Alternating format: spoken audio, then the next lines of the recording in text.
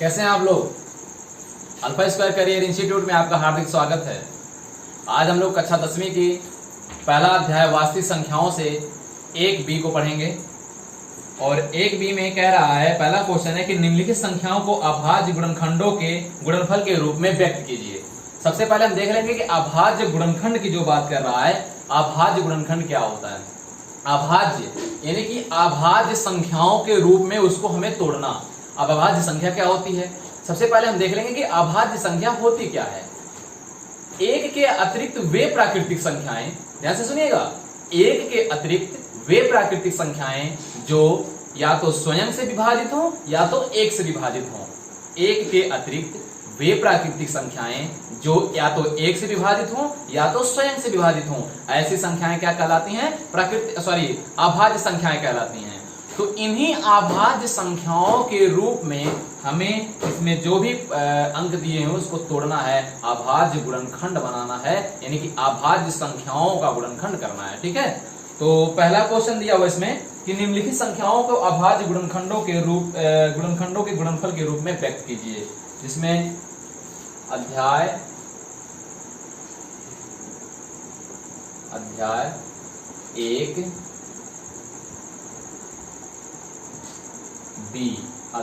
1B का question number 1 का पहला।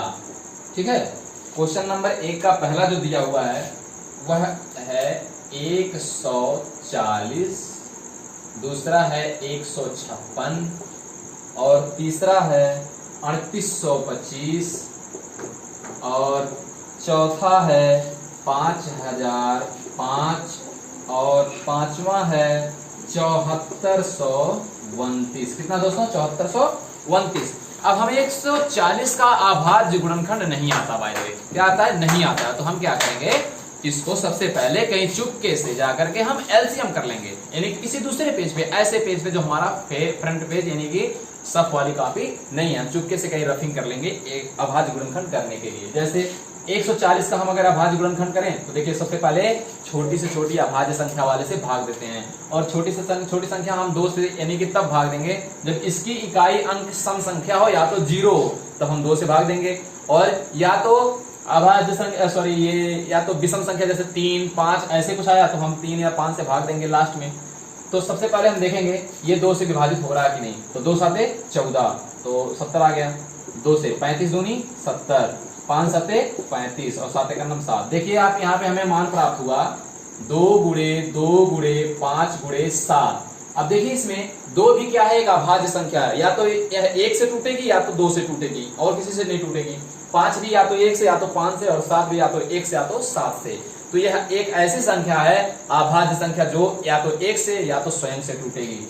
तो इसको हम 2 गुणे 2, यहाँ हम 4 नहीं लिख सकते, 4 लिख देंगे तो हमें भाज्य हो जाएगा, लेकिन हमें बनाना क्या, अभाज्य गुणनखंड बनाना है। और जब हमें अभाज्य गुणनखंड बनाना है तो हम क्या करेंगे, अभाज्य संख्याओं को ही लेंगे। बल्कि हम इसको अगर छोटा करें तो हम कर सकते हैं, इसको 2 पे पावर 2 कर सकते हैं, 2 दुआएं 4 हो जाएगा, तो और गुणे 5 गुणे 7 कर सकते हैं। ठीक है, उसी प्रकार से दोस्तों 156 का बाद हमको गुणनखंड नहीं आता, अभाज्य गुणनखंड आता ही नहीं, तो हम क्या करेंगे, चुपके से किसी दूसरे पेज पे जाकर के रफिंग कर लेंगे। तो 156 का जब हम करेंगे तो देखिए 2 साते 14, 1 बचा 15, 2 8 16। ठीक है, उसके बाद जो है फिर देखिए 2 तिहाई 6, 1 7 2 9 18 और 3 1 9 3, 13 3 39 और 13 1 9 13। क्या हमें यहाँ प्राप्त हुआ, 2 गुणे 2 गुणे 3 गुणे 13 प्राप्त हुआ। क्या हुआ प्राप्त दोस्तों, 2 गुणे 2 गुणे 3 गुणे 13। अब 13 भी क्या है, अभाज्य संख्या है, 3 भी क्या है, अभाज्य संख्या है, और 2 भी क्या है, अभाज्य संख्या है।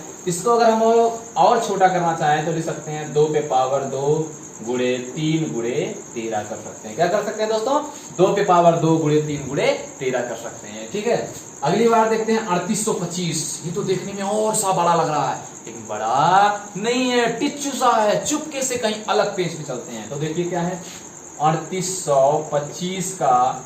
अब देखिए यहाँ पे कोई सम संख्या नहीं है, या तो 0 या तो 2 4 6 8 नहीं, तो हम 2 से इस बार भाग नहीं देंगे। अगर यहाँ पे कोई सम संख्या 0 या 2 4 6 8 ऐसा रहता है तो हम 2 से भाग देना चाहते हैं। अब हम सबसे पहले यहाँ पे 5 है, या तो 3 5 9 ऐसी कुछ संख्याएं हैं तो हम 3 से भाग स्टार्ट करते हैं, या तो फिर 3 से अगर नहीं करता तो 5 से भाग देना स्टार्ट करते हैं। ठीक है। और उसके बाद नहीं आता तो फिर 9 से देना स्टार्ट करते हैं। विषम संख्याओं के लिए यहाँ पे विषम संख्या का होना भी जरूरी है। तो देखिए सबसे पहले हम 3 से देखते हैं, एक बार कोशिश करते हैं।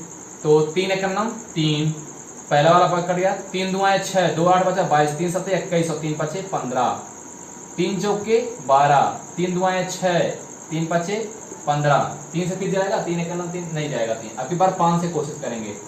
5 बट्ठे 40, 5 5 25, 5 एकम 5, 5 7 35, क्या पता हमें 17, ठीक है। और 17 एकम 17 हमें यहाँ पे प्राप्त हुआ 3 गुणे 3 गुणे 5 गुणे 5 गुणे 17 प्राप्त हुआ। क्या प्राप्त हुआ दोस्तों? 3 गुणे 3 गुणे 5 गुणे 5 गुणे 17। 3 भी क्या है? एक अभाज्य संख्या है, 5 भी एक अभाज्य संख्या और 17 भी। ये ऐसी संख्याएं हैं जो या तो 1 से टूटेंगे या तो अपने स्वयं से टूटेंगे। इसको हम लोग और शॉर्ट फॉर्म में लिखना चाहें तो 3 पे पावर 2 गुणे 5 पे पावर 2 गुणे 17, ठीक है। हम यहाँ पावर 2 क्यों लिख रहे हैं समझ में आ रहा ना? क्योंकि यहाँ देखिए 2 बार 5 है, 2 बार 3 है। जितनी बार यहाँ पे 5 होता तो 5 की उतनी पावर लगाते, जितनी बार 3 होता तो उतनी बार हम 3 का पावर लगाते। समझ में आ रहा दोस्तों? आगे बढ़ते हैं, ठीक है। अब आपकी बार आता है 5005। तो हम 5005 का सबसे पहले चुपके से एलसीएम निकालेंगे कहीं बाहर अगले पेज पे। 3 से कोशिश करते हैं वाले। अगर 3 एकम 3, 3 6 18, फिर उसके बाद 3 6 18 तो भी नहीं कटेगा, ठीक है। तो अभी 5 से कोशिश करते हैं। देखिए 5 एकम 5, 5 एकम 5, ठीक। उसके बाद 5 से नहीं कटेगा, ये नहीं कटेगा ना। उसके बाद 7 से कोशिश करते हैं। 7 एकम 7, 3 10 30 हुआ, 7 चौक 28, 2 30, यानी कि 7 से कटेगा। देखिए 7 एकम 7, 3 10 30 हुआ, 7 चौक 28, 2 30 और 21, 7 त्रिक 21, 143 हमें प्राप्त हुआ। और इस बार 7 से जाएगा, 7 दुआएं 14, लेकिन ये कटेगा नहीं, ठीक है। उसके बाद हम 11 से कोशिश करेंगे। तो 11 एकम 11, 11 3 14 33 हो जाएगा, कट जाएगा। तो 11 एकम 11, 3 14 33 हुआ और 11 यहाँ है 33 और हमें यहाँ पे प्राप्त हुआ 13 एकम 13। देखिए 5 7 11 13 ये क्या है? सब अभाज्य के अभाज्य संख्या है। और हमें करना क्या है? अभाज्य गुणनखंड तो बनाना है। अरे समझ में पक्का ना? अरे पक्का, नोट करो। तो 5 7 11 13 प्राप्त हुआ। 5 गुणे 7 गुणे 11 गुणे 13, इससे छोटा हम इसको नहीं बना सकते क्योंकि यहाँ पर 5 भी एक ही बार आया, 7 भी एक ही बार आया, 11 भी एक ही बार और 13 भी एक ही बार है। पक्का? देखो आगे बढ़ो। 7429 आया है। क्या आया है? 7429। इसको हम 3 से अगर भाग देना चाहे कटेगा क्या? देखिए कोशिश करिए हर बार में। 3 दुआएं 6 1 7, 3 चौके 12 2 14, 3 7 21, 1 22, नहीं कटेगा, नहीं कटेगा ना। तो 5 से भी नहीं कटेगा क्योंकि 5 के लिए या तो 0 या तो 5 होना चाहिए। तो 7 से कोशिश करते हैं। 7 एकम 7, 0 जाएगा, 7 6 42, नहीं कटेगा। तो 7 के बाद कौन आता है? 11। तो देखिए 11 छक्का 66, 10 76, यानी कि 8 बचेगा, ठीक है। तो 8 82 हो जाएगा। 11 7 77, तो 77, 3 2 5 59, नहीं कटेगा। तो 13 से हम काटेंगे। तो 13 से कटेगा क्या? तो 13 5 65, 10 75, 9 92 हुआ और 13 7 91, 1 92, 19 से कोशिश करते हैं। तो 17 से एक बार। तो 17 चौको 68, 68 2 70 4 74, यानी कि 6 बचा। 6 का हो गया 62 और 17 चौको 17 25, सॉरी 17 दिया 51, तो 9 और 9 2 11, 19 हो गया और 17 7 119, 17 से कट जाएगा दोस्तों। देखिए 17 चौके 68, 68 2 70 4 74, यानी कि बचा कितना? 6। ये हो गया 62 और 17 यहाँ है 51, 51 9 और 2 11 हो जाएगा, यानी कि हासिल बचा 11 और इधर 9, तो 17 छक्का 102 और 17 7 119, यानी कि आगे हमें 437, हमें मान यहाँ पे होगा 17, ठीक है। फिर 17 से कटेगा क्या? 17 दूनी 34, 10 9 बचेगा और 97 हो जाएगा, नहीं 17 से कटेगा। 19 से कोशिश करते हैं। 19 दूनी 38, 3 2 5, 19 से कटेगा। देखिए 19 दूनी 38, 38 और 5 43, 57, 19 किया है 57, यानी कि हमें 23 प्राप्त हुआ। 23 से करना 23, तो हमें मान यहाँ पे प्राप्त हुआ 17 गुणे 19 गुणे 23। एक छोटी सी, जैसे भी हम पहले 3 से कोशिश कीजिए, फिर 5, 5, 7, 9 ऐसे छोटी से शुरुआत करिए ताकि आपको वहां से सीख भी मिलेगी। डायरेक्ट आप बड़े पे मत चले जाइए। हाँ, जब आपको सीखे रहेंगे तो आपको एग्जाम में जब वो संख्याएं आएंगी तो आप जल्दी से कर सकेंगे, लेकिन जब छोटी छोटी चीजों को आप ध्यान देते हुए चलेंगे तो आपको उससे लाभ मिलेगा। ठीक है, इसीलिए छोटी छोटी एक एक अंक करवाने की कोशिश करते हैं और एक एक सवाल करवाने की कोशिश करते हैं। आप लोग देखिएगा, इसमें ऐसी कोई संख्या नहीं है जिसको हम फिर और शॉर्ट फॉर्म में लिख सकें। 17 भी एक ऐसी संख्या है जो या तो यार 1 से कटेगी या तो अपने स्वयं से कटेगी। 19 भी ऐसे ही है और 23 भी ऐसे ही है। तो पहले क्वेश्चन का 4 क्वेश्चन ये है, यह इसका अभाज्य गुणनखंड हम लिखे हैं, इसको नोट कर लीजिए। हो गया दोस्तों, आगे बढ़ते हैं। ठीक है, अब क्वेश्चन नंबर दूसरा का बारी आता है। क्वेश्चन नंबर दूसरा क्या कह रहा है, देखते हैं। क्वेश्चन नंबर दूसरा कह रहा है कि पूर्णांकों की निम्नलिखित युग्मों के एचसीएफ और एलसीएम ज्ञात किया है। एचसीएफ का मतलब होता है महत्तम समापवर्तक और एलसीएम का मतलब होता है लघुत्तम समापवर्तक। एलसीएम और एचसीएफ ज्ञात कीजिए। इसकी जांच कीजिए कि दो संख्याओं के गुणनफल बराबर एचसीएफ एवं एलसीएम के गुणनफल के बराबर है कि नहीं। क्वेश्चन ध्यान से समझिएगा कि इसमें जो है 2 अंक दिए हुए हैं। इन दोनों अंकों के हम पहले एचसीएफ निकालेंगे फिर एलसीएम निकालेंगे। जो हमें एलसीएम और एचसीएफ प्राप्त होगा उन दोनों एचसीएफ और एलसीएम का गुणा करना है। जो हमें उसमें मान प्राप्त हुआ, गुणनफल प्राप्त होगा, उसके बराबर करना है किसके, हमें जो संख्या दी हुई है उन दोनों के गुणनफल के। यानी कि अगर इन दोनों संख्याओं के गुणनफल के फिर इन दोनों संख्याओं के लघुत्तम और महत्तम के गुणनफल के बराबर आ जाए तो हमारा क्वेश्चन क्या है, सही है। ये मतलब कि सिद्ध करने के लिए दिया है कि दोनों का एलसीएम और एचसीएफ ज्ञात कीजिए और इनके एलसीएम और एचसीएफ का गुणनफल बराबर होना चाहिए इन दोनों संख्याओं के गुणनफल के। ठीक है, जैसे अगर ध्यान में नहीं समझ में आएगा तो आगे बढ़ते हैं क्वेश्चन पे। पहला क्वेश्चन कह रहा है, पहला है 26 और 91। कितना है, 26 और 91।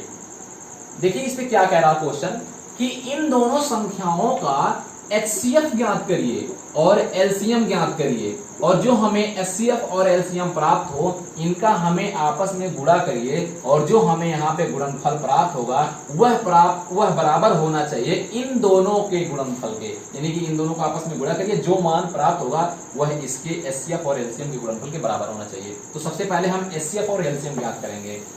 तो 26 का हल करते हैं। 26 का अभाज्य गुणनखंड, 26 का अभाज्य गुणनखंड बराबर क्या होगा, 2 गुणे 13 होगा। इसके अलावा कोई और होगा नहीं, 2 गुणे 13 या 13 गुणे 2। ठीक है, तो 2 गुणे 13 हो गए। 91 का अगर देखें, 91 का अभाज्य गुणनखंड बराबर हो जाएगा 7 गुणे 13, 13 सते 91। इन दोनों के अलावा कुछ नहीं होगा। अब देखिए एचसीएफ और एलसीएम हमें ज्ञात करना है। अब हम एक चीज आपको ट्रिक बताते हैं। यहाँ पे एचसीएफ जो हमें यहाँ से प्राप्त होगा, डायरेक्ट देख सकते हैं कि दोनों गुणनखंडों में जो संख्याएं उभयनिष्ठ होगी वही हो जाएगी एचसीएफ, यानी कि महत्तम समापवर्तक। जो संख्याएं इन दोनों में उभयनिष्ठ यानी कि कॉमन होगी वह क्या हो जाएगी, हमारा एचसीएफ हो जाएगी। यानी कि उभयनिष्ठ क्या होगा, उभयनिष्ठ बराबर क्या हो जाएगा, दोनों में क्या है, 2 है तो इसमें 2 नहीं है, इसमें 7 है तो इसमें 7 नहीं है, 13 दोनों में है तो 13 क्या हो गई, उभयनिष्ठ संख्या हो गई। और जब उभयनिष्ठ संख्या हो गई तो इसलिए जो है एचसीएफ जो हमें होगा, एचसीएफ हमारा हो गया क्या, 13। और एलसीएम अब कैसे ज्ञात करें, एलसीएम की एक और विधि अभी आगे पढ़ेंगे, लेकिन एक एलसीएम की अभी विधि जान लीजिए कि जो हम कॉमन लेते हैं दोनों गुणनखंडों में कॉमन लेने के अलावा जो भी संख्याएं बचती हैं उसका हम आपस में गुणा कर लेते हैं। जैसे हम एलसीएम अगर लेते हैं तो इन दोनों में कॉमन क्या है, इन दोनों में कॉमन है 13, तो हम 13 को उठा के लाके यहाँ पे तो रख दिए। ठीक है, अब इसको जो है थोड़ा सिस्टमेटिक ढंग से करेंगे, छोटी संख्या पहले लाएंगे तो 13 को हम ला करके रख दिए। अब इन कॉमन के अलावा इनमें दोनों में क्या बचा है, एक 2 बचा है और एक 7 बचा है, यानी कि हम कर लेंगे 2 गुणे 7 गुणे 13। ठीक है, यानी कि जो कॉमन बचा है, कॉमन के अलावा जो भी संख्याएं होती हैं उसको ला करके हम गुणा में जोड़ मतलब गुणा कर लेते हैं साथ में। ये एलसीएम का काम है। किसका काम है? एलसीएम का। एचसीएफ तो जो दोनों में कॉमन है वो होगा, और एलसीएम कॉमन तो एक बार आया ही, लेकिन कॉमन के अलावा जो भी संख्या बची है उसको मिला करके गुणा कर लेंगे। ठीक है, तो देखिए यहाँ पे हमें क्या मान प्राप्त होगा? 13 सते 91 और 2 51 2 2 9 18। कितना प्राप्त हुआ हमें? 182 प्राप्त हुआ, या 2 सते 14 और 13 का 14 में गुणा करेंगे तो कितना हमें प्राप्त होगा? 182। अब हमें यहाँ पे एचसीएफ प्राप्त हो गया 13 और एलसीएम प्राप्त हो गया 182। अब क्वेश्चन यही कह रहा है कि एलसीएम का और एचसीएफ का गुणनफल बराबर होना चाहिए इन दोनों संख्याओं के गुणनफल के। ठीक है, आते हैं आगे करते हैं। आते हैं एलसीएम गुणे एचसीएफ बराबर दोनों संख्याओं का गुणनफल। दोनों संख्याओं का गुणनफल। तो देखिए एलसीएम हमें कितना प्राप्त हुआ है? 182 गुणे एचसीएफ कितना प्राप्त हुआ है? 13 बराबर दोनों संख्याओं, यानी कि ये 26 और 91। तो यही सत्यता की जांच कर रहे हैं हम लोग, क्योंकि सत्यता ये कह रहा है कि जांच कीजिए। ठीक है, इन दोनों को गुणा करके 26 गुणे 91। तो अब देखिए 13 दुआएं 26, हासिल कितना बचा? 2, और 13 बटे 104 और 2 106, हासिल 10, और 13 का नाम 13 10 23। ठीक है, 2366 में प्राप्त हुआ। इसका गुणा करके देखते आता कि नहीं? 26 गुणे 91 तो हो गया ये 26 और 9 6 54।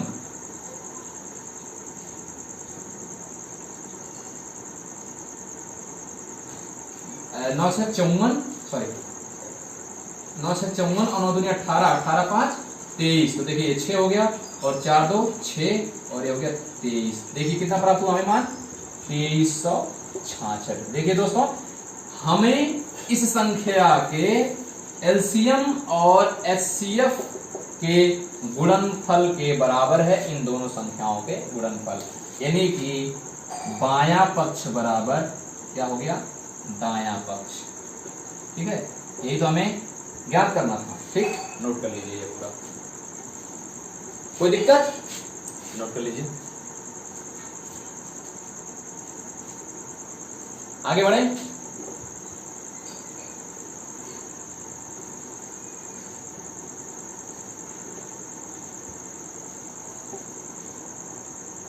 दूसरा का दूसरा कह रहा 510 और 92। 510 और 92। ठीक है, तो सबसे पहले हम 510 का अभाज्य गुणनखंड करेंगे। 510 का अभाज्य गुणनखंड।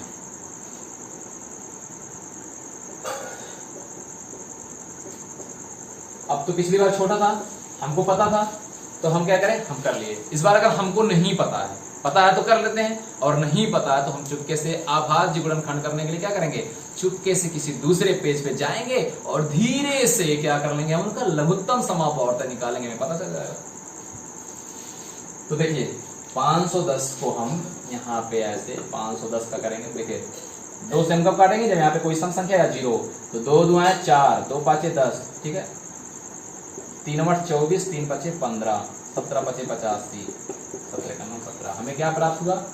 2 गुणे 3 गुणे 5 गुणे 17। ठीक है, और इसी प्रकार 92 का अभाज्य गुणनखंड अगर हम करें तो क्या होगा?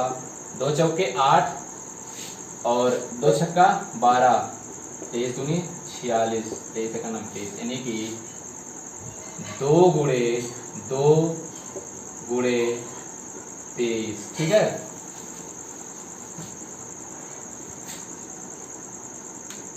अब देखिए इसमें हमें उभयनिष्ठ। अच्छा, पिछली बार अब ये सोच रहे होंगे, एक क्वेश्चन आपके मन में हो सकता आ रहा हो कि भैया ये बताइए, जब यहाँ पे आप पहले यहाँ चुपके से एलसीएम निकाल ही दे रहे हैं, तो फिर एक बार एलसीएम अलग से क्यों निकलवा रहे हैं? अरे भाई मैं आपको ये बताऊं कि हम इसका एलसीएम निकाल करके चुपके से गुणनखंड बना दे रहे हैं, लेकिन जो हम यहाँ पे कॉमन के अलावा कॉमन के साथ उन संख्याओं का गुणा कर रहे हैं एलसीएम निकालने के लिए, वह इन दोनों संख्याओं का एलसीएम है। यह तो केवल इस संख्या का एलसीएम किए हैं अभाज्य गुणनखंड करने के लिए, लेकिन जो हम यहाँ पे अभी एलसीएम करेंगे इन दोनों संख्याओं का एलसीएम रहेगा। ठीक है, तो देखिए सबसे पहले हम उभयनिष्ठ ढूंढेंगे, उभयनिष्ठ। अब उभयनिष्ठ इसमें क्या है, देखिए 2 है, इसमें भी 2 है, तो 2 हो गया, फिर एक बार और 2 है। अच्छा, अगर कोई संख्याएं 2 बार आए तो उसको हम 2 बार ही लिखेंगे, 3 बार आए तो 3 बार लिखेंगे, जितनी बार उभयनिष्ठ कोई संख्या रहेगी तो उतनी बार लिखेंगे। और अगर कोई 2 संख्याएं उभयनिष्ठ आती है तो दोनों संख्याओं को लिखेंगे। जैसे 2 आया, अगर यहाँ पे 3 आ गया होता तो 2 गुणे 3 कर लेते, 5 आ गया होता दोनों में तो 2 गुणे 5 कर लेते, अगर यहाँ पे भी 2 होता तो 2 गुणे 2 कर लेते या 2 पे पावर 2 कर लेते। ठीक है, तो देखिए इसमें भी 2 है, इसमें भी 2 है, तो ये हमारा हो गया कॉमन। इस बार 2 और कहीं है नहीं है, 23 इसमें है, इसमें कहीं नहीं है, 3 इसमें नहीं कहीं, 5 इसमें नहीं, 17 कहीं नहीं। तो हम क्या करेंगे, इसमें हमारा उभयनिष्ठ संख्या हो गई 2। तो जब हमारा उभयनिष्ठ संख्या 2 हो गई तो हमें एचसीएफ मिल गया कितनी, 2। ठीक है, एलसीएम के लिए हम क्या करेंगे, एलसीएम के लिए कॉमन के अलावा जो संख्याएं होती हैं उसको हम नीचे लिख लेते। तो 2 गुणे, अब देखिए सबसे सिस्टमेटिक ढंग से थोड़ा लिखेंगे। अभी एक 2 बचा हुआ है, इस 2 को उठा लिए, फिर इससे बड़ी संख्या 3 यहाँ पे बचा हुआ, 3 को उठा लिए, फिर उसके बाद 5, फिर गुणे 17 गुणे 23। ठीक है, तो देखिए 2 दुआएं 4, 4 तियाएं 12, 12 पचे 60 और 60 गुणे 17, तो 17 छक्का 102, 1020 हो गया गुणे 23। तो देखिए 23 जीराएं 0, 23 दूनी 46 और 23 एकन्नम 23। ठीक है, हमें 23,460 हमें प्राप्त हुआ। कितना प्राप्त हुआ, 23,460। 23 जीरा 0 और 23 दूनी 46, ये 0 के नाते 4 उतर गया, 23 एकन्नम 23, तो 23,460 हमें प्राप्त हुआ, 23,460। ठीक है दोस्तों, आगे बढ़े। अब देखिए यहां तो हमें प्राप्त हो गया एलसीएम। क्या प्राप्त हो गया, एलसीएम। अब कह रहा है कि इन दोनों की जांच कीजिए कि 2 संख्याओं के गुणनफल, यानी कि 510 और 92 के गुणनफल के बराबर होना चाहिए एलसीएम और इनके एचसीएफ के गुणनफल के। तो देखिए पुनः क्या करेंगे, एलसीएम गुणे एचसीएफ, एलसीएम गुणे एचसीएफ बराबर होना चाहिए दोनों संख्याओं के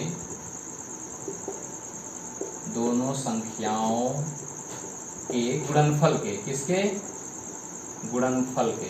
तो एलसीएम हमें कितना प्राप्त हुआ, 23,460 और एचसीएफ प्राप्त हुआ है 2। दोनों संख्या क्या है, 510 गुणे 92। तो देखिए 2 जीराएं 0, 2 छक्का 12, 2 चौके 8, 88, 9, 2 तियाएं 6 और 2 दुआएं 4, 46,920 हमें इधर का मान प्राप्त हुआ। अब हम इधर का ही गुणनखंड कर लेते हैं। तो देखिए 510 गुणे 92, तो 2 जीरा 0, 2 एकन्नम 2, 2 पाँचे 10, 9 जीरा 0, 9 एकन्नम 9, 9 पचे 45। देखिए 0 और ये क्या हो गया, 9 2 उतर गया, उसके बाद यहाँ हो गया 9 और 5 1 6 और ये हो गया 4, 46,920 आ गया कि नहीं आ गया। तो ये देखिए 46,920। तो देखिए दोनों पक्ष बराबर आए कि नहीं आए। तो यहाँ हम लिख देंगे बायां पक्ष बराबर दायां पक्ष। ठीक है दोस्तों, अगर बायां पक्ष और दायां पक्ष बराबर नहीं होता तो ये सवाल गलत रहती है। ठीक है, यह जांच करने के लिए दिया हुआ है और बराबर होना भी चाहिए। तो इसको नोट कर लीजिए, उसके बाद आगे बढ़ते हैं। फिर आगे बढ़े।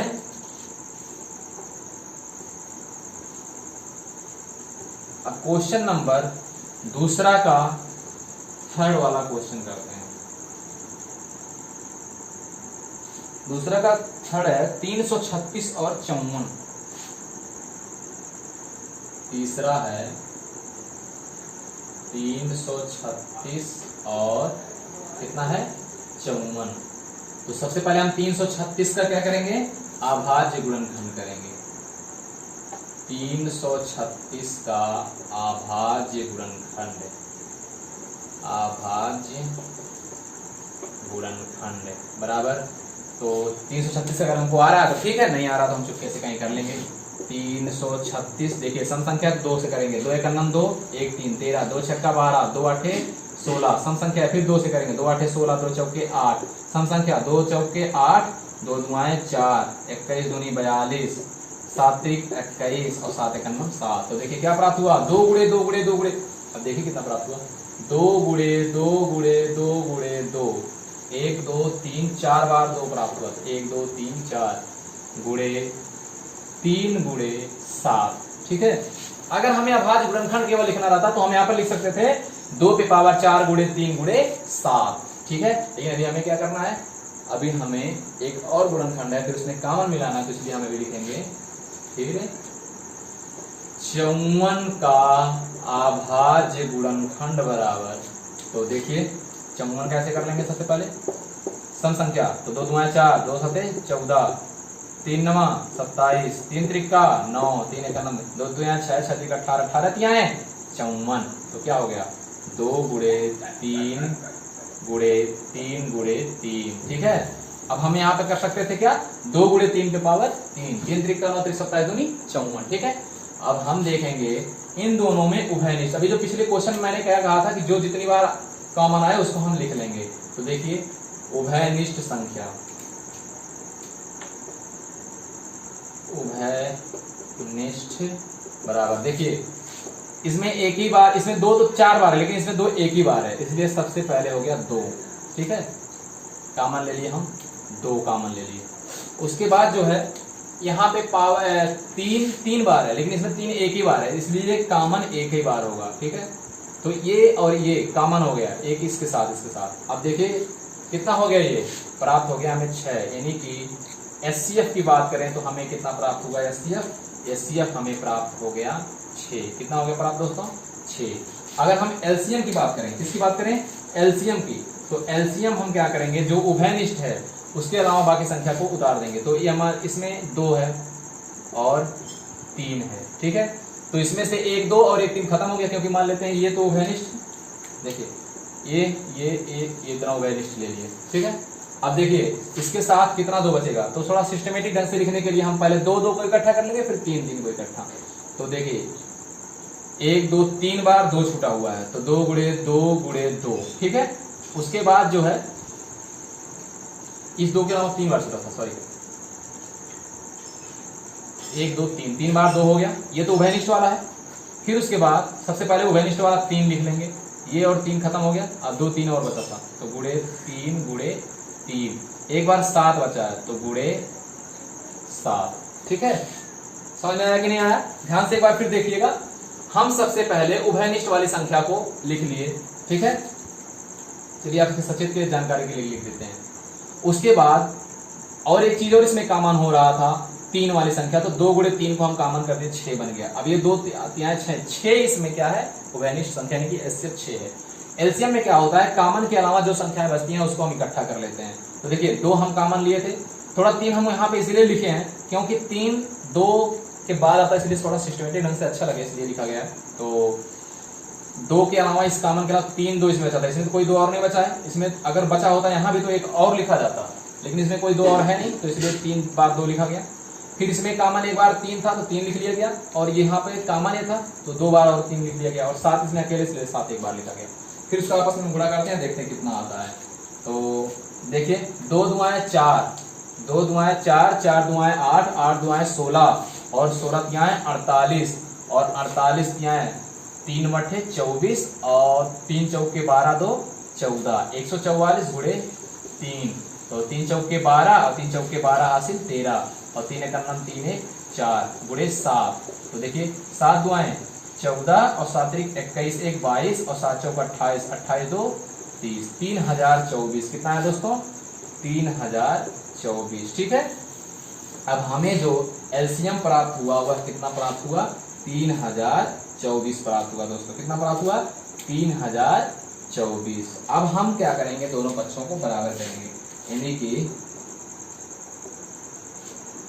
एलसीएम गुणे एचसीएफ बराबर दोनों संख्याओं के गुणनफल। ठीक है, तो एलसीएम कितनी है? एलसीएम है 3024 गुणे एचसीएफ कितनी है 6 बराबर दोनों संख्या कितना है 336 गुणे 54। ठीक है, तो देखिए 6 चौ 24, 6 दुआएं 12 2 14 और एक जीरो का एक उधर आ जाएगा और 6 3 18, 18,144 इसका मान आया। तो 54 का 336 में गुणा कर लेते हैं। देखिए 4 6 24 और 4 तिहाई 12, 12 2 14 और 4 तिहाई 12, 12 1 13, 5 6 का 30 और 5 तिहाई 15 3 18 और 5 तिहाई 15 1 16। देखिए ये कितना हुआ 4 आ गया, ये भी 4 आ गया, 8 3 11 और 6 1 7 हासिल 8 और 1 18,144 इधर भी प्राप्त हुआ 18,144। ठीक है, देखिए दायां पक्ष बराबर बायां पक्ष हो गया। तो यहाँ पे हम लिखेंगे बायां पक्ष बराबर दायां पक्ष। ठीक है दोस्तों, नोट कर लीजिए। इसी के साथ आज का क्लास समाप्त किया जाता है। वीडियो अगर आपको पसंद आए तो लाइक करिए और सब्सक्राइब करिए और अपने दोस्तों के साथ शेयर कीजिए। धन्यवाद।